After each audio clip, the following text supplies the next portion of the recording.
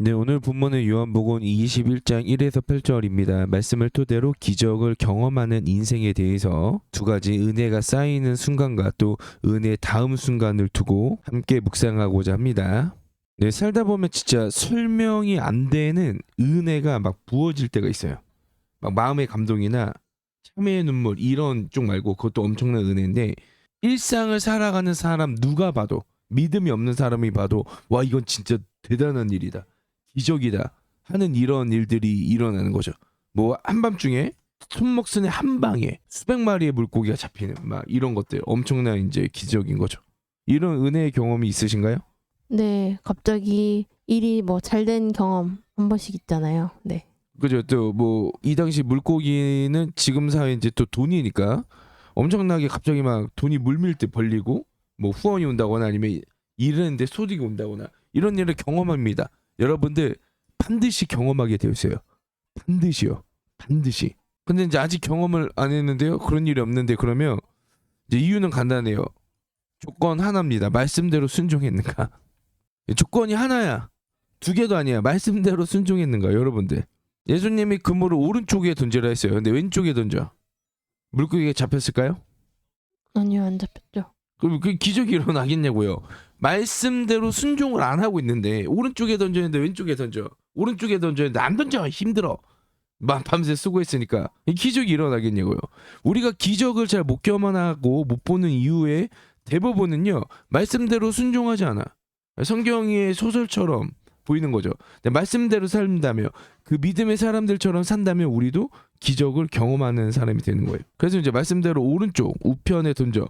그러면 놀라운 기적의 일들, 성과들, 열매들을 맛보게 되죠. 근데 이때 또 잘 생각을 하셔야 돼요. 이 은혜의 이제 다음 순간이라고 하는 건데 잘 생각을 해보세요. 물고기는 그러면 왜 많이 잡혔을까? 생각을 해보자고요. 그 시각, 그때 그 손목 스냅, 그 자리, 그 기후 거기에 던지면 물고기 잡히나요? 그것도 정답이에요. 맞아요. 이 모든 게 갑자기 그 순간 은혜의 때처럼 맞았고 그때 던졌으니까 잡혔어요. 그런데 더 그 이면을 보면은 말씀대로 순종하니까 잡힌 거예요. 우리 삶도 막 그런 폭발적인 은혜가 있으면 막 하필 막 좋은 멘토를 만났고 또 그때 좋은 막 멘트를 했고 또 밤새 수고해서 기도하고 또 막 여러 가지들이 다 합쳐져서 기적이 일어났겠지만 그 이면을 더 살펴보면 말씀대로 순종했기 때문에 은혜가 부어져서 많이 잡힌 거예요. 이런 기적이 일어난 거란 말이에요. 근데 우리가 자꾸 이 기술에 집착해. 아 스냅이 나빠졌나? 기후가 안 맞나? 좌표가 안 맞나? 오른쪽인가? 막 계속 오른쪽에 던져. 그런다고 물고기 계속 잡히겠냐고. 무슨 얘기인지 아시겠어요? 우리가 잘 된 거 다 말씀대로 순종해서 하나님이 도와주셔서 된 거예요. 하나님이 일일이 하나하나 다 막았으면 우리 그 자리에 설 수 있겠어요? 하나님이 막을 필요도 없어. 하나님이 문을 열어주지 않으셨으면 여러분들 이 자리에 서 있을 수 있겠냐고요. 다 하나님이 은혜 주셔서 서 있는 거란 말이에요. 그러면 어디에 집착을 해야 되냐고. 하나님한테 집착해야 돼. 특히 말씀에 집착을 해야 된단 말이에요.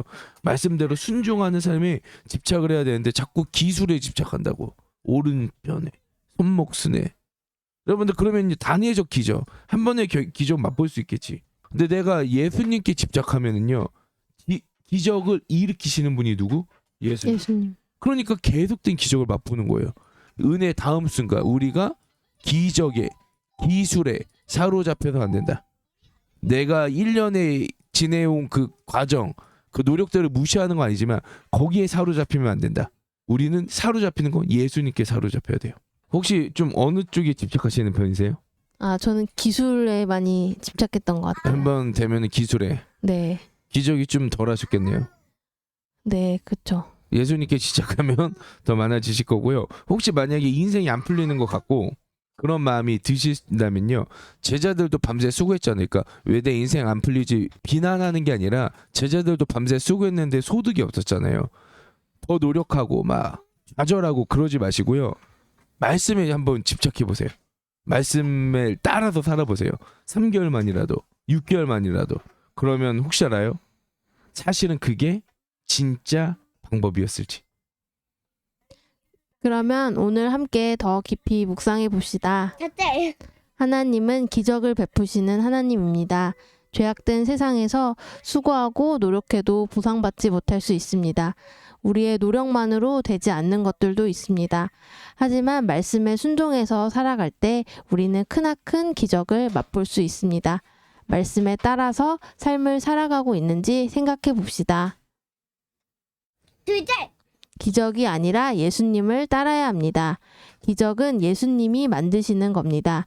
기적을 따르면 한 번의 기적이 나타나지만 예수님을 따르면 늘상이 기적이 됩니다. 예수님이 주신 것에 집착하고 있는지, 예수님께 매달려 있는지 생각해 봅시다. 네, 그러면 말씀 안에서 승리하시고요. 구독, 좋아요 주세요. 그럼 다음 시간에 만나요. 안녕. 엄마는 왜 안녕 안 했어?